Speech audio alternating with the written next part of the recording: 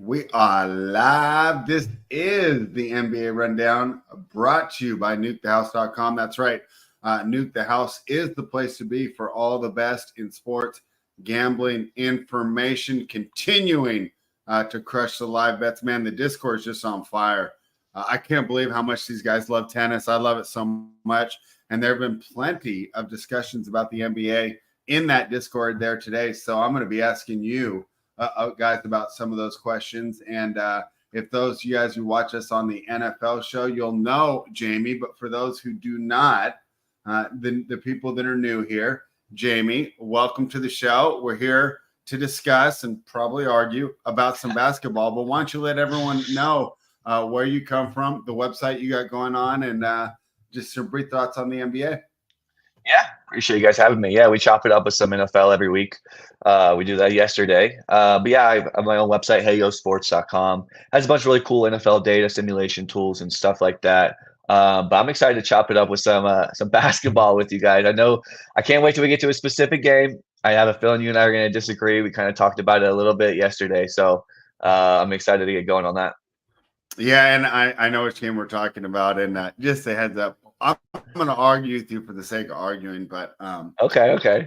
I'm afraid you might be on the right side there. I was going to ask Tyler, but he just muted himself. Oh, there he goes. Tyler, how are you feeling today? Did you see any of the games last night? Do you have any overall NBA thoughts before we dive into today's card? Yeah, I'm good. I mean, we got that Jokic prop home yesterday at plus 270. If you bet the triple-double and win at plus 340, you got that home. Mm-hmm. I watched the first game that they had on national television. That one was pretty good. And then that second game with the Baby Warrior spread, they started off so bad. And then by the second half, they finally woke up and found some chemistry. They started moving the ball around. They started hitting threes. So they were able to come back and win that game.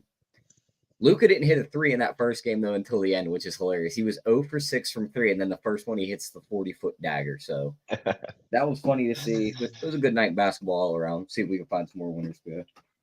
Yeah, the Mavericks have the Timberwolves number, and I'm not 100% sure because, obviously I'm not Steve Jones Jr. when it comes to X's and O's. But one of the reasons I think the Mavericks match up well against the Timberwolves is they're kind of a jump shooting team. And this, the strength of that defense, Rudy Gobert, it's pretty easy to get away from him when you're threes. And Kyrie Irving, as he's gotten older, he knows exactly when to pull up. So he's a beautiful finisher too. But it feels like he's hitting those pull-ups a little more. Kind of takes away from some of the rim protecting strength that the Timberwolves do have. I do want to say what's up to everybody in the chat. Thank you for joining us and supporting nukethehouse.com. Richie Smalls, my guy Jabroni Clyde, B. Wand, Jason Graham, Daniel Barry. Love to see you guys in here, and thank you for all the support. I'm trying to think any other thoughts I had from last night. Denver's in trouble. They're going life and death once again. Finally a good game from Westbrook, though. Maybe he'll help them get through the regular season, but I feel like they have to make some moves. I think they're going to have to dump that Porter contract, try and get some depth. But we'll talk about that on a later day because we do have a big slate, and we only have Tyler here for the next 25 minutes. The first game I want to talk about, guys, this is a rematch from Monday night. I bet the over on Monday, Tyler. I was a little worried we weren't going to get there, but in the end, it did get there. These kind of rematches are a little weird. Unlike the Warriors one, though, they swap arenas this time. The total was around 233 where it closed. It opened at 231.5 last time. It seems pretty steady here at 233. The Hawks are laying 5. The Wizards won straight up in Atlanta. Now they're catching 5 at home. Tyler, to me, this seems like we should bet the Wizards or pass and go back to the over or pass. On these back-to-backs, we used to try to do the zigzag. That wasn't, you couldn't blindly do it last year. It only hit like 50%. So no edge there on the zigzag. So let's just handicap the game as it is. Your thoughts on the Hawks and Wizards? Yeah, zero chance I would bet the Wizards plus 5 in this one. I would be on the other side. I don't trust them to make 21 threes in this game again. So I don't think they're a good team. They don't play any defense. They hit all those threes in the first game. They won the game. I don't think they win it here. I think Atlanta bounces back, wins the game. Jalen Johnson at 19.5 on his points when he put up 29, 12, and 7 in the last game, and he missed 6 shots. He's going to dominate this matchup. They have no big that can guard him. So over 19.5 on him. And if I had to pick a side, give me Atlanta. All right. Tyler likes the Hawks here. I lean towards the Wizards. Who do you like, Jamie? I lean with Washington, but I don't have a strong lean, honestly, either way. For me, this would be a pass. This one's going to be short and quick. I mean, Washington, I feel like they have the toughest strength of schedule so far. I mean, they played Boston, they played Cleveland, and now they're going to play Atlanta twice. Both teams top 5 in pace. We saw it go over last time. This is going to be a stay away for me on the side. But I do kind of like Trae Young. I think Trae Young here could have a big game. But outside of that, this is going to be a stay away. We don't take the over again. I would. I don't hate that. I don't hate it. I don't hate it. I mean, both teams, like I said, top 5 in pace. They're going to be going up and down the court quick, man. I could see Trae Young putting up a 30 burger here for sure, which is definitely going to help that total. But I don't love either way. Yep. And well, I guess I'll be doing them on my own, Tyler. But anything that you have right now, make sure you let me know. We'll put those on the sheet and I'll finalize. But I definitely do have the over here on my list. Let's move around. We'll save the main event of the 7 p.m. Eastern games for the last game we talk about. So the next one we'll talk about is the Boston Celtics that are -6.5, taking on the Indiana Pacers. Total here is 235. The Pacers have not been the high-paced team that we knew last year. They're actually in the bottom 10 in pace this season, and the Celtics have been a low-paced team as well so far this season. Pacers are catching 6.5. Going back to the Eastern Conference Finals, the Pacers would have covered, well, they covered at the time too, but they would have covered this number in the last 2 games in the Eastern Conference Final played in Indiana. We do know that was a sweep. This is a quote-unquote revenge game, but those don't always work out too well because, I mean, I could want revenge all I want, but I'm just simply not good enough to get it done. That might be where Indiana plays tonight here. I would look towards the under here, but my concern is a lot of the quotes coming out of Indiana's side of the ball were saying that they want to try to increase the pace, and they've recognized that as an issue. So I'm worried that tonight is the night that they really get the concerted effort, and we're back to the Pacers that we knew and loved last season. But based off this year's data, Tyler, I would play the under in this game. And I hate to say it, but my projections told me to take the points. Which kind of surprised me until I kind of looked. Oh, yeah, last year the Pacers did cover both these games at home. What do you think? Yeah, I couldn't pull a trigger on the Pacers here. Even though they're talking about playing like they did last year, I have to see it before I'm going to believe it. They're playing the best team in the league by a mile. Boston can name their score in any matchup they want. If their threes are dropping, they're going to score 120 plus. And if you're going to speed it up with Boston, that just means more threes for Boston. So I think they name their score. They beat up on Indiana tonight. I wouldn't lay the 6, so just give me Tatum double and win it plus 170. All right, I better get to bet online so I can start playing some of these performance doubles with you. Jamie, did you have a look in this Eastern Conference Finals rematch? Nothing on the side or total, but I'm with Tyler 100%. I love Tatum here. I think Indiana is going to pick up the pace. They rank 22nd in pace of play. Boston ranks 25th, which Boston we can kind of expect, but Indiana is a little bit of a surprise. I don't necessarily see that continuing. So I think they pick up the pace. I think that's going to help Tatum. I like the double-double. I like his points plus rebounds. I think Tatum's going to have a big night here again. So he's looked strong. He's on his revenge tour, man, after getting getting screwed over a little bit in the Olympics. So he's coming out strong. He had a bad game this past game. But yeah, I think he's going to bounce back again. I love Tatum here. I'm with it, but I would not take a side. I can't lay Indiana, man. Boston's just too good. We are what they thought they were. First in adjusted net rating, first in offensive rating. Just no chance I'm going to fade them tonight. So, but yeah, give me Tatum. All right. I'm not seeing that right now. I'm going to have to look in here and see if I can find a Tatum double-double and win. All right. Let's keep it moving. One more game at 7 Eastern before we move. Oh, we have 2 of them. Boy, there's a lot going on to start. And that's going to be fun because, guys, if you don't know, we had a lot of fun last Wednesday night. I'm not going into work again tonight, so I'm going to be hanging out at least until 9:45 Eastern. So a majority of these early games, we will be live betting. It's on the same channel. So make sure you're subscribed. You'll get a notification when you go live. And if you're not doing anything tonight and you're watching these games, come hang out with us and we find some live winners. And we're going to have plenty of opportunities looking at this board, Jamie, here, because the next game on the docket is the Toronto Raptors, who are catching 6 against the Charlotte Hornets. Total is 224.5. Obviously, Charlotte's a better team, but I don't know if I'm ready to lay points with them yet against the Raptors. And Scotty Barnes will be out, but RJ Barrett's back in. Interesting lineups here for both teams. I think I'll have to pull up the projections, Tyler. I think the projections told me to take Toronto, and that's kind of where I'm leaning to, but didn't necessarily feel strongly about it. And this is why I brought up the live betting show. This game has live betting written all over it. Yeah, I got the Hornets winning by 4. So my projections would say take the Toronto Raptors. What do you think? We are very different to start this show because I don't think you could put a gun to my head and get me to bet the Toronto Raptors with all the injuries they have. They're down already. Scotty Barnes. Quickly's not going to play. Olynyk's out. Bruce Brown's out. I get it. Brandon Miller's out on the other side, but Charlotte's just been the better team the entire year to start. LaMelo's going to absolutely dominate this matchup. He's going to double-double. He might even triple-double at 10-1 in this matchup. I think they cover that 6-2, so I'd be on Charlotte if I had to play a side. All right, I'm going to give you a little pushback, and we'll let Jamie go ahead and break the tie here. So, yeah, Scotty Barnes is out, right? But haven't Quickly, Bruce Brown, and Kelly Olynyk missed every game this year? No, Quickly played the first 2, I believe. Okay. And Olynyk played the first one. Okay. Well, then that point is kind of invalid. I was going to say, I think my projections are already set up with most of these players being out.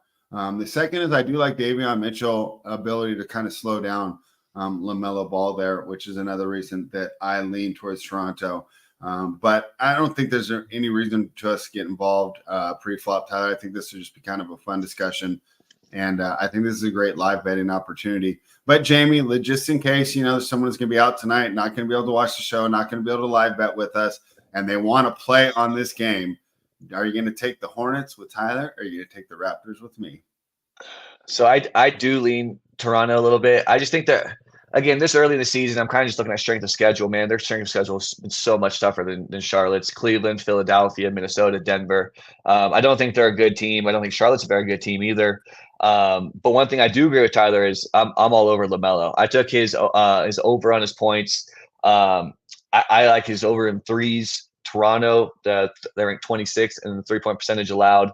I think LaMelo is going to be able to go off. I think Charlotte likes to push the pace too a little bit, or Toronto likes to push the pace. Sorry, but so I'm with Tyler on the LaMelo. I lean Toronto, but like I said, it's not like I'm not going to bet it. It would be a pass, but if I had to choose a side, I would probably choose Toronto. But I'm not going to put my money on either one of these teams. But I like one LaMelo. of those things, Jamie. I'm going to push our live betting show at least one more tonight. Mm-hmm. So I do like Toronto. I think I'm going to be able to get 10-12. Right? I could see Charlotte get out to an early lead here, and I can catch 10, 12 points live, and I might still cover the 6. But why would I not just take those free points? And especially in a game like this one. Right? Like Indiana, Boston, maybe I don't know if they'll necessarily be the runs. You know what I'm saying? But this one, I definitely think they'll go back and forth. So that's what I'm looking for there. One more 7:00 game before our main event. The Detroit Pistons will be taking on the Philadelphia 76ers. Joel Embiid, who knows when he's returning, but we do know it will not be tonight. And the Pistons, I don't know what to make for this team. They're better than they were last year, but they haven't won a game. Yeah. Let me see. My projections have been 11 dogs lately. Oh, but not in this one. My projections have the 76ers by 5.5. What do you think, Tyler? You're muted. And I bet you were just clowning on me too. So they missed. Yeah, I started that sentence off with, I guess just me and the projections are just completely opposite day because Detroit's getting their first win today. Talk about schedule. They played Miami, Boston, Cleveland, Indiana. They only lost Indiana by 6. They kept the Miami game close throughout the entire game. The other 2 games were 2 of the top teams in the East. Now they're going to play Philly, who Philly literally only has Tyrese Maxey. And he's shooting the ball about 35 times a game. If you want to bet his props, don't hate it because the volume's there. But I truly believe Detroit comes out and gets a win here.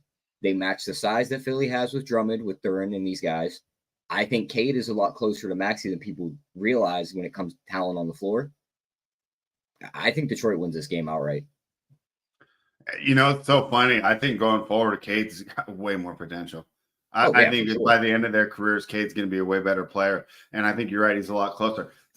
Kyle Lowry's still in the league? I thought he retired last year. The other people that you were erasing, saying they only have Maxey, were Kelly Oubre, Caleb Martin, and Andre Drummond. So you know what? You're probably right there. My projections like Philly, but I can see where Tyler's coming from here. This Detroit team's got to be hungry to get a win. They don't want to start 0-22 like they did last year.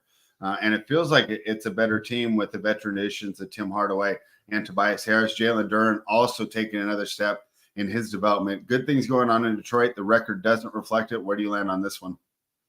I'm with you. I like Detroit. I think they're super sneaky tonight, man.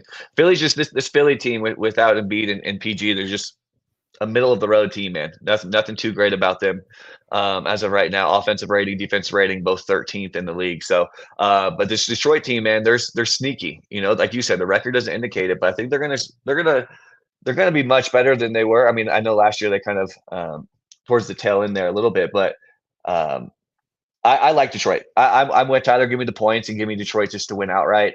I like Cade too quite a bit. I think you guys are spot on. I love Maxey as well. So I don't disagree with Tyler said too about taking the points, but if you think about long term, I'm with you guys both, man. I think Cade's an absolute stud. So yeah, give me Detroit, man. Let's get the underdogs here.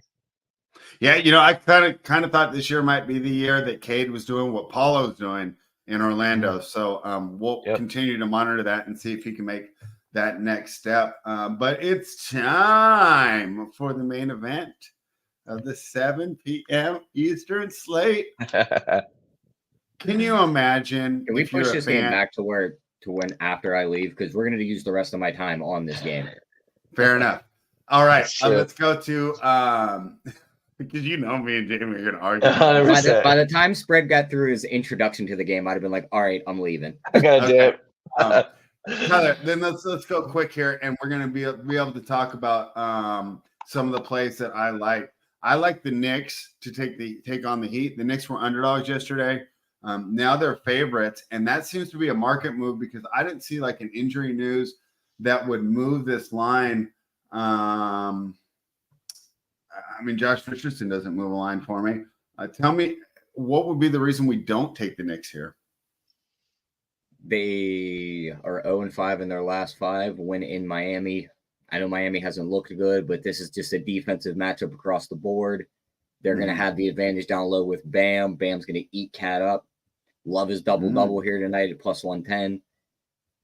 I kind of lean Miami, but I would rather just play the Bam double-double. I feel so much more confident in that than a side or a total here.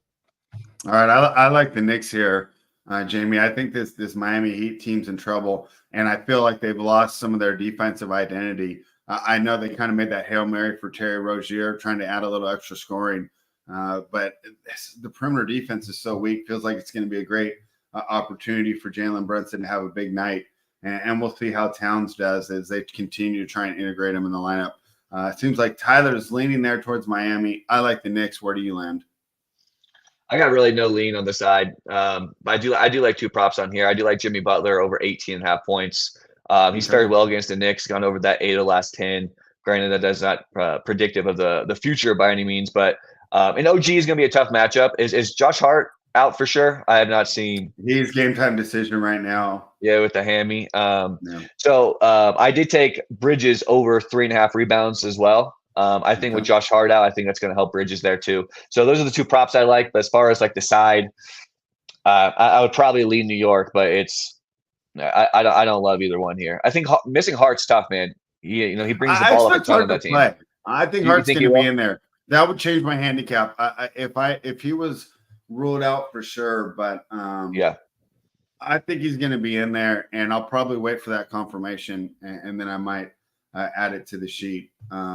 Let's talk about the Orlando Magic taking on the Chicago Bulls. Tyler, I don't like my projections here either because my projections said to take the Bulls, and my guess is you're going to disagree with that.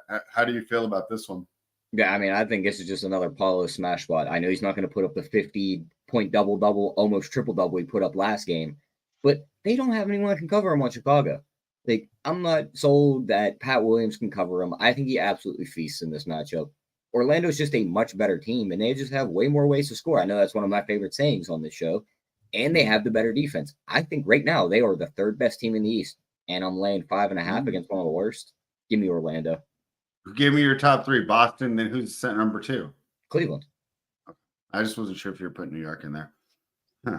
I don't like the way they look to to start the season spread. Yeah. Well, they some integrating that did change their team a lot here.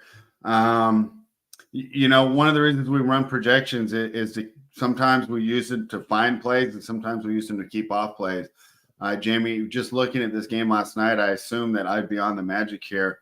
Projections are kind of scaring me a little as they do like Chicago. Chicago's going to be all offense tonight with the starting lineup of Giddey, White, Levine, Patrick Williams, and Vukovic. I mean, I only have one above average defender in this whole deal. So it's all defense versus all offense here. These teams are quite opposite. Who do you like here with Orlando laying 5 on the road against the Bulls, who we expect to suck, but they're 2-2? Yeah, I mean, I guess I would lean Chicago. I mean, I feel bad I come on the show and I have nothing, but I guess I lean this. I just don't love too many spots here from sides or totals here. But a player prop I do like Wendell Carter Jr. here. I have him projected for 12.5 points. The Lions was at 10.5 the last I checked. I like that quite a bit. Chicago's number 1 in pace of play, which is much different now without DeRozan, right? Last year with DeRozan, they were a much slower paced team. They're going up and down the court much quicker, which I think is going to help Wendell Carter here quite a bit. So I do like Carter here. And I mean, I'd probably lean Chicago, but it's like I said, Orlando is objectively the much better team. Again, this is an 82-game season, so there's a lot of variance from night to night. So it would be a pass for me. It's not going to be a strong lean, but I do like that Wendell Carter prop quite a bit if it's still out there. All right. Well, yeah, and don't feel bad for that at all. We talked about this on the end of when we do NFL too. Yeah. When these lines are good, you give the bookmakers credit and you find your spots. Yep. We don't need to bet every game, and I don't think there's anything wrong with just saying, hey, they threw up a good line. So yep. Let's keep it moving. We got Tyler for 6 more minutes. See how many games we can get through. We're doing pretty well though. The Brooklyn Nets are catching 11.5 in Memphis, taking on the Grizzlies. The Grizzlies coming off that tough loss to Chicago. So you think they're going to be anxious to bounce back. And from what I see, we have no idea what's going on in this game. John Morant and Edie are still 50-50. All right. I'll bring that one back to you, Jamie, after Tyler leaves. Yeah. The Spurs are catching 12.5. Tyler, this was 13.5 last night. I liked it at 13.5. My projections like the Thunder, but my brain thinks that's too many points for a Spurs team that's going to be tried really hard against the Thunder. Do you think the Thunder can win by margin here? Yes. I mean, if you look at the top defensive rated players right now, they have, I think, 6 of the top 7. Yeah, they are going to absolutely dominate on the defensive side of the ball here. SGA to score 30 and they win, you're getting that at plus 115. I don't hate that right there. He's matched up against what was his vet when he first came into the league, which was CP3. He's going to want to go at his guy, score a bunch of points. You know how these guys get. So I'm on OKC. I think they cover, and I love that SGA prop. There's a couple comments, spread I want to talk about before I do jump out of here. I got JT Metals saying, thanks for the Paulo Banchero bet a couple days ago. Made $1,000, and the Jokic triple-double for 350 last night. So good to see our guys are cashing there. And our other guy here is asking about who do we like for King of Court, LeBron or SGA? I'd probably go SGA for tonight. We got the Yoke one home yesterday, spread. $38 free bet on DK. King of the Court tonight. Interesting. I'll give you mine a little bit later tonight. I like to try and find the tougher ones there. And before Jamie goes, I don't want to cut him off. I'm just going to break down these last couple games real quick before I get out of here. Let's do that. I'd probably go back. I'd probably go with you on the Warriors. I know that's where you're going to be again tonight. I mean, New Orleans just did not look good after that first quarter explosion. And Buddy Hield found that jump shot late, and that's going to continue tonight, I think, right off the bat. So don't hate Buddy Hield props and think Golden State covers that 3.5. And it looks like Herb Jones is already out and Jordan Hawkins might miss. That's more guys for the Pelicans out. And then the night game, lean Clippers. I don't think I end up playing that game, though. That game just smells like a stressed night to way to end the night. So I'm going to stick to the early games. I love the Bam double-double at plus 110 is my best bet. And then I built one little 11-1 parlay for the people before I leave. It is LaMelo 25 plus points and Charlotte wins, Jason Tatum double-double in Boston wins, and SGA 30 plus and Oklahoma City wins. That's 11-1. Fantastic work. Thank you for joining us today. I like that. Tyler. And I shall we talk will to you be boys back tomorrow. Yep. You Sounds guys good. find the rest of the winners and give them to the people, and I'll get those on the sheet for them. See you guys later. Sounds good. See you, brother. All right. And I'll throw the little overlay back on. Okay. Well, let's, we're kind of bouncing around here, but what were we on? OKC, I think, was the last game. Yeah, I kind of like the points there. I don't. Projections have OKC winning by a 10, but to be fair, Oklahoma City and when I wrote this, the Warriors weren't done yet, but they were number 2 in the league in net rating behind the Warriors. However, we talked about who they'd played, right? The Warriors had some cupcakes to run up those numbers, while OKC had been doing that against a higher level of competition. So that's why I have OKC ranked as the best team in the West right now, and I don't see really in trades or injuries is the only way I'm going to get off that right now. Right now, I wrote it for nukethehouse.com. I wrote today. I said, hey, after 1 week of basketball, it's set. It's the Thunder and the Celtics in the finals. Let's see it. But that being said, as much as I like them, I think the 12.5 is a lot against a team that's going to be feisty. And we know that these players get up for these big games, and I think that San Antonio is going to want to put on a show. Is this the national TV game? I think it is. Yeah, right. So that makes me like the points with the dog even more. We talk about that like in Monday Night Football.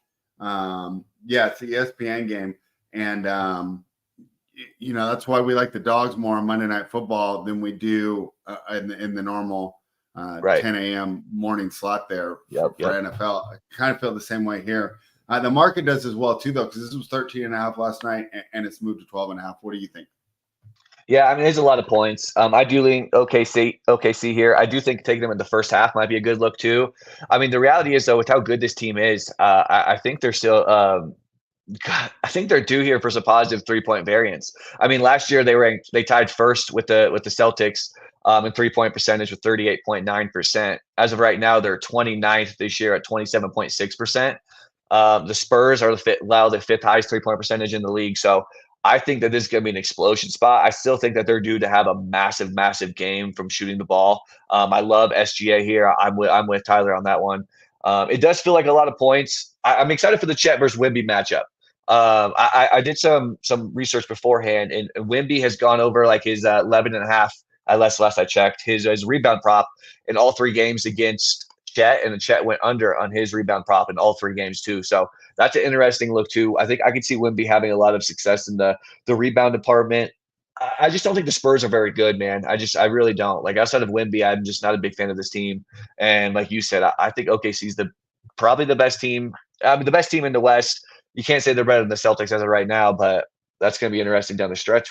What we think there, because I think OKC is a tough team, man. I just think that getting Alex Caruso was just so big. Getting rid of Josh Giddey, I think, helps them.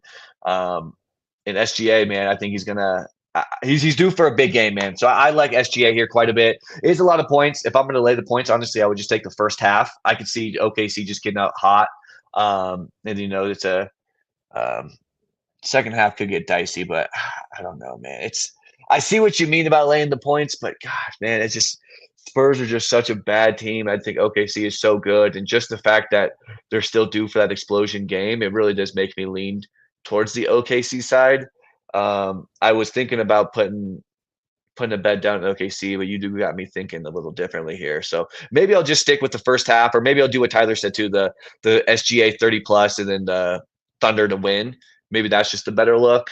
I don't know. It's tough. But yeah, I mean, I think OKC's due here for a massive, massive game here at some point.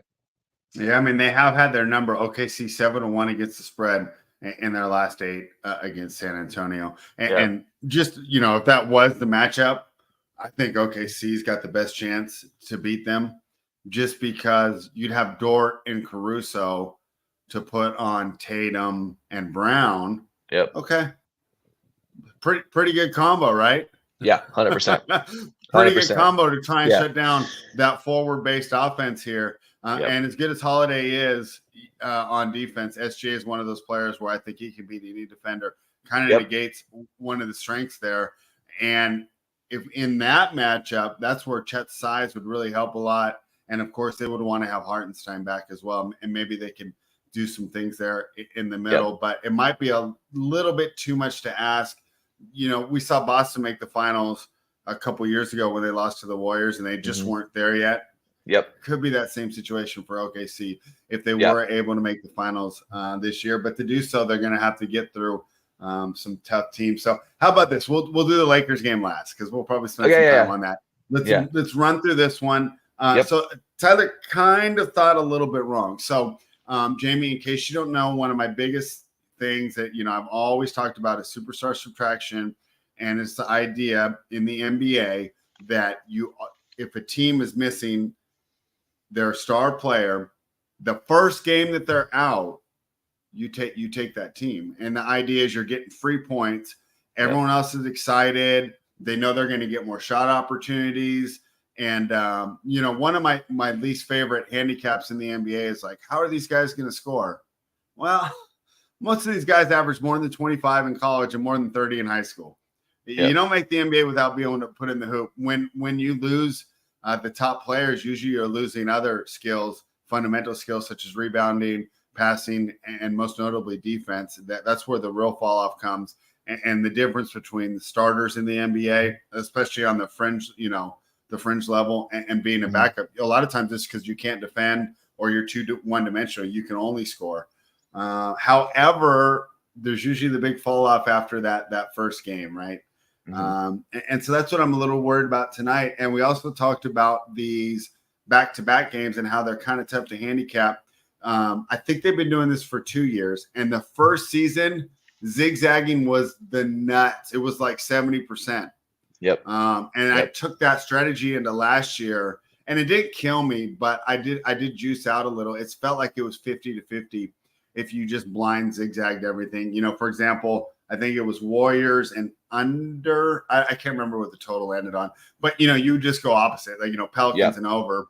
First season when they did these less travel, that was the way to go. Last season you would have just juiced out. It wouldn't have killed you, but you didn't have an edge. How are you approaching this game? I don't want to go back to the Warriors again. I was really on them last night. I'm just worried. It's 2 nights in a row. I don't know. I'm worried the Pelicans get back here and that they're the right side. If I was forced to make a bet right now because I'm not sure what to do, I would take the plus 138 with the Pelicans. What do you think? No, I'm with you. This is one of the games I like quite a bit. I like the Pelicans here. Granted, we do need to see what the Hawkins do. I saw that he is a game time decision. Have you seen anything on Zion? Yeah, I don't know if it's a back to back. If he's gonna play. Playing. So Okay, the ones good. on the report. So Herb Jones has been rolled out. Oh, so since this morning when I was handicapping this, CJ McCollum was rolled out as well too. CJ McCollum, yeah. Trey Murphy's been out for a while. So if you're doing projections like me, your Pat stats have been without Trey Murphy already. That shouldn't affect you. Hawkins is that game time decision though. So I do like Hawkins too, honestly. So I mean that's going to be tough, but I do like the Pelicans. I do. I kind of have the same philosophy though you do with the whole zigzag thing. And to me, I don't know. The Warriors got absolutely smoked that first quarter, but they just literally dominated the entire next 3 quarters. I just don't know how we see about this team. Wiggins is going to be back, I believe. There's no Wiggins 50-50 right now. Yeah, I think Wiggins will be back. To me, that doesn't matter much. It was interesting to see Kuminga come off the bench. I mean, I thought he played well. He was the first guy in. Interested to see what continues to happen with that. I think we talked about that a few weeks ago about Kuminga. I kind of like his game quite a bit, to be honest. But I'm with you. I like New Orleans, and honestly, the capping to me is very simple. It's the zigzag approach. I follow the same type of thing that you do in that regard. I just don't think Warriors are that much better of a team without Steph Curry right now. That I'm going, and yeah, Hill did get a shot going. Tyler was right, but I'm just not sure that's going to continue here tonight against the Pelicans. So as long as Zion's in, I do like Hawkins, man. Hawkins, I do think would hurt this team quite a bit. Especially just right now, if let's just say this was first take, and I have to argue for the Warriors, and you have to argue for the Pelicans. Yep. I don't like the depth on the Pelicans. The Warriors should crush these bench minutes. 100%. 100%. Yeah, that's the biggest key. If Hawkins is in, though, I do like the Pelicans. If not, I'll probably be a stay away from me. And that's fine. Speaking about Kuminga on the bench, a lot of people made a big deal about it, right? Mm-hmm. But man, Steve Kerr doesn't get the credit he deserves. Look at Kuminga's game. He needs to be surrounded by shooters. Really, one of his biggest strengths, and one of the reasons I really liked him, because I remember I tuned into an Ignite game, and this is going way back when him and Jalen Green were on the same team. And I tuned in to watch Jalen Green, and I remember texting my buddies, "Hey, I think this Kuminga guy might be even better." And it was his ability to pass the ball, and I really liked the nice blend of passing and shooting that he had. With this first unit, Draymond Green, TJD, there's not as much shooting. But that second unit where the Warriors now have this deeper bench and they're trying to run this 10-man rotation, he's got all the shooters with him because they'll leave Buddy in, of course. And I think that suits Kuminga so much better. So while people might think, oh, Kuminga's disrespected, oh, I can't believe he didn't get the start, there's another smart move by Kerr, and hopefully he communicated to Kuminga, hey, I'm just putting you in the best position to succeed. The only reason I think that maybe there could be some spite there is the Warriors did not extend him. Which is a big surprise to me because I don't really see. I mean, I don't know. I think he's got a lot of potential. So really surprised to see how that plays out. But I guess we agree. But this is another one. Well, you know what? I'll probably be off the show at that time. I don't know how long we're going to stay. But this I think could be another fun one to live bet. Jamie, a game I do like though is I do like the Clippers. I do like the Clippers -8 and. When you're looking at the rosters, you just look at the ability to score the ball. You're going to be like, oh, Portland's pretty good, right? But defensively, the Clippers they have so much better defense, and they've really gone all in. Look at all these guys that they have out there with their ability to get stops here. Zubac's been playing great this year. Derek Jones Jr. is, I consider, a defensive specialist. Terrence Mann plays really well defensively. We know Harden's kind of weak, but most point guards are weak on defense, and that's the one position you kind of afford to not have a good defender. And he's also plays that heliocentric style really well. And give Harden credit. I know it's fun to make fun of him, and I do it myself too. If you guys do watch the show, but he's done a really good job of becoming a facilitator, a quarterback. He's getting the rest of his guys involved, and I don't think that he's just ball hogging and shooting. Doing a great job with the passing. So give Ty Lue some credit there. And while I do see why people like this collection of talent that Portland has, I don't know, as a team, I just don't like what they're doing here. DeAndre Ayton looked okay against Sabonis tonight. It's going to be a lot different against Zubac. Zubac's going to be able to get down low and kind of negate that strength advantage. Jeremy Grant's a solid player, but he seems kind of me first, and really said a lot to us about what really he cares about when he didn't want to get traded to a contender and he wanted to just stay in Portland and jack up 20 shots. Denny Avija's fine, but I don't even know if he's a starting caller or player. Simons is fine, but Scoot Henderson's playing pretty well. However, against this Clippers defense, I think they're going to struggle. I think that in the East, Washington is by far the worst team. And I think there's a big gap between 14 and 15 as well in the West. And I consider Portland to just be the very worst team in the league. So I got no problems laying it against a Clipper team that really seems to have bought in to that defensive identity. It's almost like what the Miami Heat used to be, where they're just going to get stops, they're going to grind you down, and they got one guy who can score. So I like what the Clippers are doing here, and I'm willing to lay the 8 with them. What do you think? Yep, I'm with you. I like the Clippers here quite a bit. Portland's bad, man. They're a terrible team, terrible defensive team. I like James Harden over. I took his over 23.5. I just looked. It's 24.5 still on FanDuel, which I still like quite a bit. I have it projected for about 28.5 here. So I still think there's a lot of meat left on that bone. So give me Harden too on that over, and I'm with you with the Clippers, man. I think they're the much better team here. Portland is just defensively, they're just not good whatsoever. So yeah, give me the Clippers, give me Harden. I like that one quite a bit. All right, Jamie. Just imagine, right? You're a hardworking man in Cleveland, right? You work a labor job, support your family. Yep. The year's 2004, 2003, I can't remember one of them. all of a sudden, the greatest prospect gets drafted to your hometown. You're excited. You're going to have 20 years of basketball dominance as you get the next second coming of Michael Jordan on your team. And what does he do? He turns his back on his hometown. He turns his back on his people. He does the number one thing you never do. He forgets where he came from, runs down to Miami to party down there, comes back to Cleveland. Oh, he's realized his mistakes. He's grown as a person. He's really there for us. And then he does it again. Now he returns to Cleveland. The backstabber returns. The man who only cares about himself, doesn't care about his community, and he's bringing his son with him. How do you see this game playing out tonight? As the Lakers are taking money. It was all the way out to 5, back to 4. It seems like people agree with you, Jamie. How do you like this game? Yeah, I love the Lakers here, man. No surprise, right? No surprise. Give me I told you yesterday I like the money line. I like the plus 5.5. I still like the plus 4.5, obviously. I'm super impressed with JJ, man. I don't think people realize how bad of a coach Darvin Ham was. I mean, the guy was absolutely terrible, man. It took him, I think it was like 43 games to start Rui Hachimura last year. And when they finally did, that team ended the season 26-13. At the beginning of the year last year, Rui was playing 12 minutes a game. That is absolutely insanity. He was so in love with Taurean Prince. He was shuffling the rotations up and down. Darvin Ham was a terrible coach. Not only that, but Darvin Ham, he never called plays. The organized offensive rate for that team was honestly terrible. And everyone likes to say, "Oh, this is LeBron, it's what it is," but that's not the case so far this year. This team is the third slowest average seconds per offensive possession, which means to me,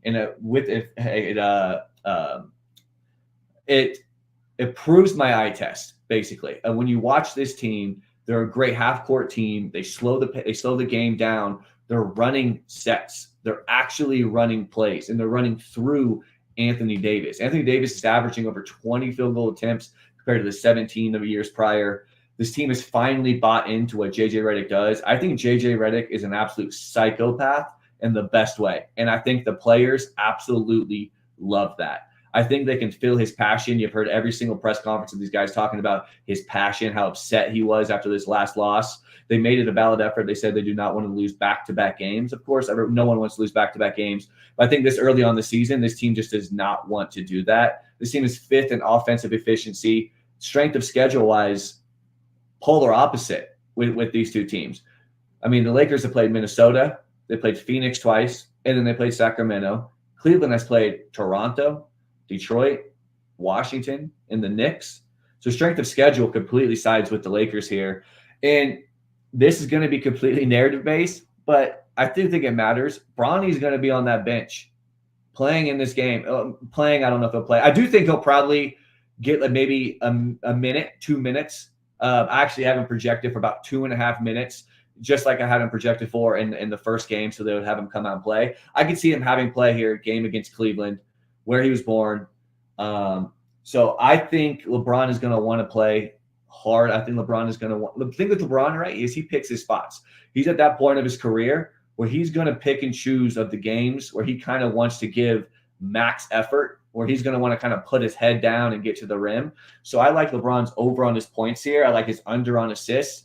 I think he actually is going to rack up the rebounds. So I could see him getting over the 22.5 points. I like his over in the rebounds as well. For me, this is a big spot for LeBron. I also think that this is just a tougher matchup for Anthony Davis, right? With Mobley and Allen, I think that just sides well with LeBron being able to get where he wants tonight in a big game early on the season. He's still got some juice. He's coming off a bad game against Phoenix the other night. I like everything about this Lakers matchup, man. Probably favorite bet of the night. I just think JJ is going to get the troops ready to roll. I think the team is really willing to run through a wall for this team, man, or for this coach. So I love the Lakers here. I like LeBron's over. Like I said, I would like his under on assists because I do think this is the night where LeBron might put up 20 to 25 shots if needed. I think this is going to be the game where he's going to put his head down because that's the thing with LeBron, man. It takes a lot of energy, especially at this age. He's not every game.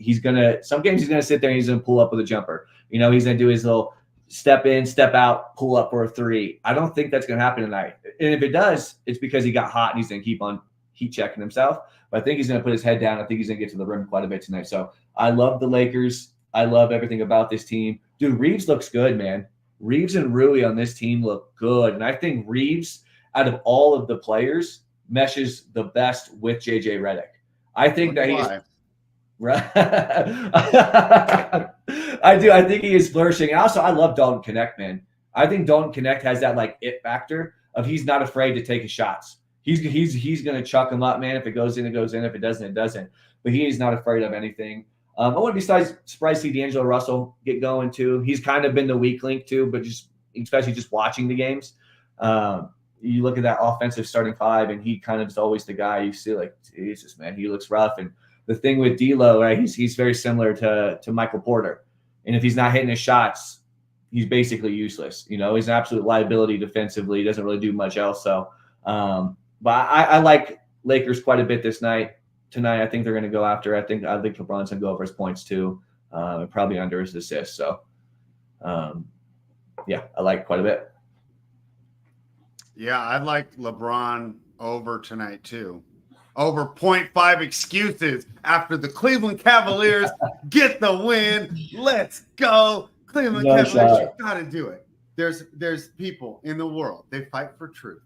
They fight for justice. They represent the working man. And that's what the Cleveland Cavaliers are going to do tonight. I got a bunch of jokes. I don't got as many basketball reasons, Jamie, because, the bit aside, because I got to come on and be a Lakers hater. LeBron's been pretty well against Cleveland traditionally since coming back and, riding Anthony Davis's coattails. And I think it's because when you're looking at a player like Anthony Davis, one of the things that as much as I love to hate on these guys, because that's my little shtick, even the best defensive players can't stop him. Yeah. So when you look at the strength of the Cleveland Cavaliers team, it's Evan Mobley and Jared Allen down low, but still, those guys look pretty small next to Anthony Davis. Oh yeah. Really, it's going to take a guy like Embiid, a real big man, to really trouble Anthony Davis. So unfortunately, I think you're right. And it's another game. And I kind of talked about it in the Pelicans-Warriors game. And I hate to be reductive in my analysis, but guys, at the end of the day, it's just a bunch of people throwing a ball into a little cylinder, right? We're not out here designing rockets that are going to go to the moon, right? Kind of simple what we're doing. I think this game could go either way. Probably some value on the Lakers money line. And when I talk about the live betting show, one thing I might do is just take the Lakers right off the bat and just hope they get a lead. I think you can arb this game fairly easily. I'm going to look on Bookmaker right now. I could just start with the plus 158. All I need is the Lakers to get a 6-point lead anytime after the first quarter, and I made money. And if you're right, hey, I just write it out and I get a half unit instead of 1.5. But I could be sitting. It could be the second half, and I could just be enjoying a good basketball game, knowing that I have a half unit in my pocket. Either way. So, Jamie, for the bit, I'm going to endorse the Cleveland Cavaliers, but the handicapper in me, the man who watches NBA, the man who analyzes matchups, knows that as much as I would like Cleveland to win and, it'd be a great story and warm my heart. And I think we should even light the beam in Sacramento if the Lakers lose tonight, right? Let's be full on haters, right? Let's embrace our role as the true haters of the NBA. I think this is, the line moved back to 4.5 while we were talking. So, boy, people must have been really convinced by your breakdown, Jamie. They're hammering it over here on Bookmaker right now. But I do think this is a tough matchup for Cleveland. If we were to imagine the ways that Cleveland did get the victory tonight, you got to expect a big game out of their guards. And I see that Thomas said he thinks Reeves is out. I think you're confusing him. From what I'm seeing, it's D'Angelo Russell that's the guard on the Lakers report that could be saying. But what I've seen so far, I've seen Reeves playing. I don't even see him on the report here. Thomas. So if you have some news, I can refresh this page. But the last I saw is I don't see him on the report. Russell remain probable. And LeBron's always on the report, right? Because of course the guy moved to LA. The guy loves drama. He has an illness, bro. He's sick. I've been sick too. All right, I got the sniffles. It's that time of the year. All right. I did just see though too. This is from Underdog NBA. Redick, Lakers might make a tweak to the rotation Wednesday. So I'm interested to see what that's going to be. I do think they're going to give – I mean, I've noticed too, and the good thing about Redick is down the stretch, if D'Angelo Russell's struggling, he has no issue putting Gabe Vincent in over that was D'Angelo going to Russell. be – so when you say that, now I pull up the rotation and I want to see what would this tweak be? I would think that maybe Gabe Vincent gets a little more run. If they're going to slow down, I mean, the strength of this Cleveland offense, and I know they've been running more through Mobley this year. We all expected Mobley to make this big leap last year. Felt like his game was just stagnant. Not that he got worse, but we didn't see the improvement we wanted. Then we kind of forgot about him a little bit, and now he's making the bump. And we kind of forget these guys come into the league too early. And don't let me get started on my old man rant about that. I mean, I think NBA would be so much better served to pull an NFL and say, you guys got to play at least 3 years before you come here. In the NFL, nobody complains because I don't want to see an 18-year-old get tackled by Patrick Queen, right? I mean, it's a lot easier to stomach that. Whereas in basketball, what's going to happen? You get dunked on. Like I got dunked on yesterday with those quarterback rankings. How tough was that? Exactly. So that's what I'm seeing right now. If you're talking about a little thing, so as much as it's fun to do the bit and to make fun of Los Angeles, unfortunately, and there'll be times that I will bet against the Lakers and I'll feel right about it. But I don't know if this is the matchup. I said, the Philadelphia with Embiid, like that's like a matchup I would like, especially in Philly. I like them a lot. I mean, the Celtics, I'll lay up to 6 or 7 against the Los Angeles Lakers. I even think the Thunder, especially if we put them on a neutral, I got the Thunder 2-3 points better. So there's certain matchups I'll fade the Lakers. I don't know if this is one. No, I agree with you. The thing with the Thunder is I just think Anthony Davis has a pretty massive advantage in that matchup against the Thunder. That's the one thing. Shed is not going to be able to stop AD from getting what he wants. That's where they need Hartenstein back. Yeah, and I agree. If Hartenstein back will definitely matter. I'm interested to see what you would think about now with the Nuggets. I mean, obviously the Nuggets have had the Lakers number. Lakers just can't beat that team. No, the Nuggets gave away their championship window because they're cheap. I thought so too. I love Russell Westbrook, man. I just don't think his play style is conducive to winning, and especially on that type of team.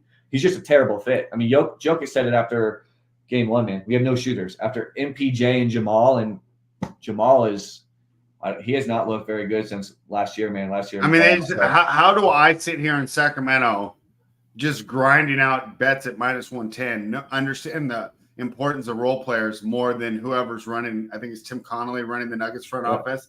It's just an absolute joke. Why would you give Michael Porter Jr. 120? I have no problem with you giving him that contract, but not at the expense of retaining veterans like Bruce Brown and KCP, who I would if you could trade MPJ for both those guys right now, I would think that you would do it in a second. It's organizational malpractice what they're doing. Yep. They went all in on a one-way player when they already have one of the best offensive forces in the game. I mean, it's just stupid what the Denver's doing. And it's going to suck, as me, the number one Lakers hater on YouTube, on Twitter, right? I mean, you can't be the best at everything, but I'm the best at that. And it's sad to me to know that this little run of dominance that Denver's had over Los Angeles probably comes to an end this year, and it's because of how terrible the organization is. Just like in the East, I think if the Milwaukee was well run, we could have this great rivalry between Boston and Milwaukee. But they gave Drew Holiday away. That was stupid to get. I was talking to Sino before I did the Wagering World. Follow me on X, and I'll tweet that out later. And I said, at this point, Dame Lillard should be on a Ray Allen contract. Yeah. Right? The way Ray Allen supported them on the Miami Heat, right? Yep. When he came in, he said, hey, I'll just knock down every single shot, but he didn't take a max contract. Yep. He let the young guys do that. They're paying way too much to him. They lost their identity. They can't get stops. There's just so much malpractice going on in the NBA right now as far as these top organizations just making stupid decisions. And we have 2 of the top 5 players in the league that should be competing for championships that cannot because they play for shitty organizations. And it's just really too bad. Yep, I'm with you. And as a guy who lives in Denver, I'm quite happy about it, to be honest, man. These Denver fans out here are absolutely ruthless. My wife and I went to the game 2 years ago. It was the beginning of the year, the Lakers Denver game. In Denver, mopped the floor with the Lakers. Oh my gosh, man. And I've gone to quite a few away games before. Never, ever, ever, man, have we got harassed like we did. People yelling at my wife and stuff. I'm like, oh my gosh. So then when they played that Bro, year, you think they chill? Don't you guys have the best weed in the world besides us? dude, no one was chill, man. They need to start selling some weed in that thing instead of alcohol. Yeah, 100%, man. Give me It's some funny. gummies. Yeah, exactly. Because that year when they went to the Western Conference Finals, my wife and I, we actually flew to LA to go watch Game 4. It was obviously the one where they got swept. LeBron did have a big game that game, though. But we flew all the way up to LA. I rewatch it 3 times a week. Yeah, get out of here. But yeah, so all my friends were like, dude, why would you fly to LA to go see the game? Why can't you just go? You know, you live in Denver. Why don't you just go to Denver and go to the game? And I was like, dude, there is no chance on earth I'm going to go back to Denver in that arena on a game where they're probably going to sweep the Lakers wearing a LeBron Lakers jersey. There's just no chance in the world, man. Those people are way too hostile for me. Like you're right, man. Which is crazy, bro. That's not how like I stereotype Denver in my head. Dude, it's rough, man. I mean, even honestly, the Rockies, they're obviously not bad at all. No one cares. Even the Broncos fans. I went to the Packers-Broncos preseason game, and they're even talking shit as we were leaving with like a couple minutes left in the game because that was the game. Broncos played all the starters, Packers played no one, and there were people. You had enough yet? You had enough? And I'm like, dude, it's preseason. You don't even know who your quarterback is at this point. You know what I mean? I was like, let's chill. But they're passionate fans, man. So there's I'm so old. I don't be going to the arenas no more. I've seen too many of those videos with people fighting. I'm like, I can't imagine spending $200 to $500 to go to an arena and get into a fight. Bro, you're 100% right. I just went to the college football Colorado versus K-State game a couple weeks ago, and I went with my my brother-in-law. He goes to K-State. And we were sitting right above the student section. And K-State won at the very end of the game. And so we had to leave we had to leave the exact same route where the student section were coming. I told him, I was like, and I'm neutral, right? I'm not a fan of either team. But he's all decked out in K-State. I said, buckle up, dude. You're going to get harassed. And we did get harassed, man. And we had some bunch of drunk kids trying to fight us too. At least they're kids. I know, that's the thing. You know what? For the college kids, I give them a little more leeway. Yeah. They're like 20 years old, 21 years old. You know, they're all hyped up. So I get it. But yeah, you go to these games with grown ass adults, man. They're trying to fight you for their favorite team. And I'm like, did you see that? Just because we got some time, did you see the video of the talking about Ravens, the Bills game? Oh, the Bills. And this dude is just in the face of this dude who's way smaller. And then the guy just kind of laughs and walk away. And then on the video, I'll send it to you on Twitter. The guy's a world championship boxer. Yeah, I saw that. He would have pieced him up. Yeah. Dude, in the reality though, that is just so true. Tough guys don't need to tell you they're tough. You know what I mean? Know. Like the people that are barking like that, those guys aren't tough. That's why they're just like, dude, I know what I could do to you. Let me just laugh and walk away. You know what I mean? And it's I bet that guy scrolling TikTok or Twitter and came across and I was like, damn, I could have got killed today, man. Yeah. You know, if I would have put a hand on him, I could have got killed today. Yeah. Yeah, it's wild, man. Sporting events are crazy these days. They really are.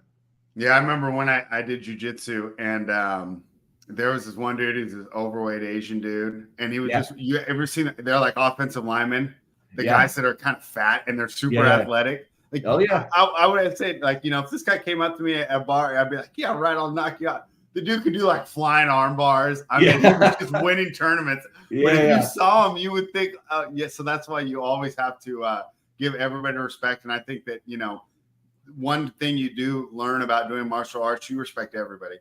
You 100%. respect everybody after you do it, because you see some normal nerdy looking people come in there and just start ripping off crazy combinations, right? And you realize, you know what? There's no reason to fight ever unless you're defending your family. 100%. I'm with you. That stuff is always. I just think there's like so much like insecurities that go on with these people that like, dude, I know you get drunk and stuff too, but it's like, bro, it's your favorite football team or your favorite basketball team. Like, and the joke is, right, the players don't care. These fans take the losses a lot harder than the players. Oh, so much The more. players are walking in the middle of the field going, wait, what's the nightclub we're meeting at? Yeah. What's the girl's name? Like you're Yeah. bringing the girls tonight, right? This is your town, How much right? did They're not how worried much about did I just losing. make? Yeah, how much did I just make tonight? Yeah, they don't give a shit, man. These fans care way more for sure. All right, Jamie. Well, this is fun, and we're going to obviously try to have you back. Yeah. And of course, we'll go for some bragging rights tonight. But unfortunately, I'm not convicted like I am in the Houston Texans tomorrow night. I mean, I'm backing my pick there with the money. Yeah. I like it. All right. We'll see. But I will be rooting against you, just so Yep. you know. But I still appreciate you coming on the show. Of course, man. So we know Thanks where for you having me. stand on the Lakers. Let's pull that game off. You're not eligible to take it. What's your best bet for the day? It would either be, I think Harden over. It moved up to 24.5. I still like that. Give me Harden over 24.5 points. I think he's going for a 30 bomb tonight. All right, let's see. So my favorite play tonight is, boy, I like the Knicks or the Clippers. Give me the New York Knicks. I'll take the New York Knicks. So that's where we're going to land. I'm on the Knicks. You like the Lakers. It moved back to 4. It keeps bouncing around. And that 158 I was talking about is down to plus 150. So there's going to be a lot of handle on this game. I think so, yeah. So be funny if it lands right on 4 too. I know, right? All right. So there we have it there. I like the Knicks. You like James Harden over, and that kind of correlates because I'm going to lay it with the Clippers tonight. That's going to be one of the King of the Court. Do you know what that is? It's basically just the player to get the top PRA of the night. Yeah. Definitely not LeBron. I mean, although I'd like LeBron, I don't think it's a good night for that. I kind of like it. I'm just gonna go Harden. I'm gonna stay with Harden, man. I think Harden's gonna go off tonight. I think it could be a triple dub night for Harden. All right, players I would consider that aren't the top players. Maybe a little Trae Young, right? Maybe target a player in the highest total of the game. The problem with taking Trae is you're not going to get any rebounds. Yeah, so he's really going to have to put up a big number.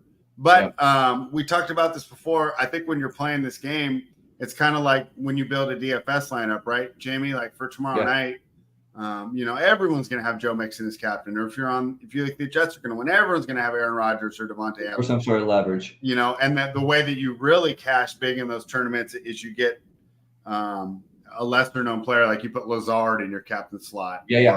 Or Dalton Schultz or something like that. So Trae Young would be someone that I would consider. Halliburton, he's had a tough start to the season. Maybe he really gets up tonight in that game. I like his and he gets the boards too. So I consider Halliburton. Problem is, to me, Trae's got a 50-piece potential. Halliburton doesn't there. So Halliburton's another player I will consider there. LaMelo Ball, you got to consider him. I know that Davion's a tough matchup, but because LaMelo is so much taller, I've seen Davion really give it to some guys that are bigger than him, but you can never count him out. Tyrese Maxey's another one, although it kind of reminds me of Trae. You're not going to get any rebounding there. And finally, I don't know if I go back to Paulo here.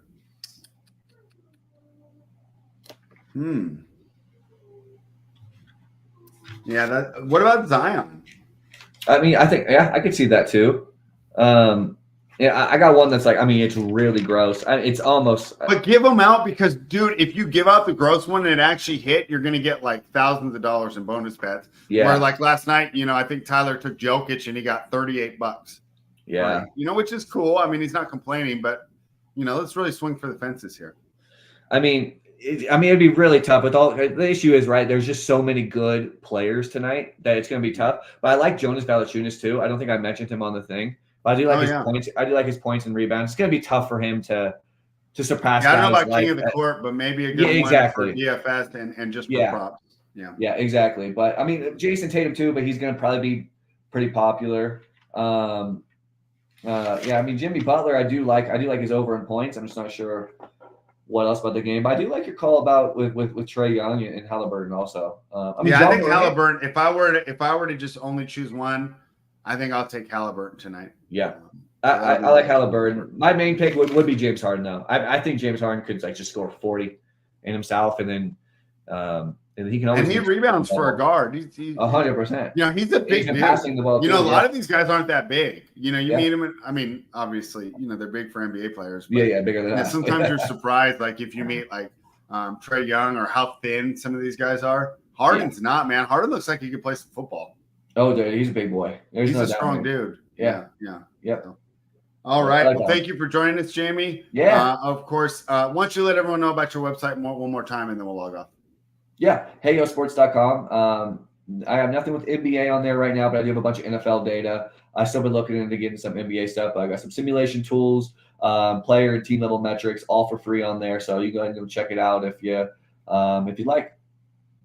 All right. And guys, if you enjoyed this content, you're going to love it even more in less than an hour. In 50 minutes, just come right back to this YouTube channel. This is the channel of nukethehouse.com. I'll give the full promo on why you should sign up for nukethehouse.com on the live show. But just come back an hour, win some live bets, have some fun, nuke the house.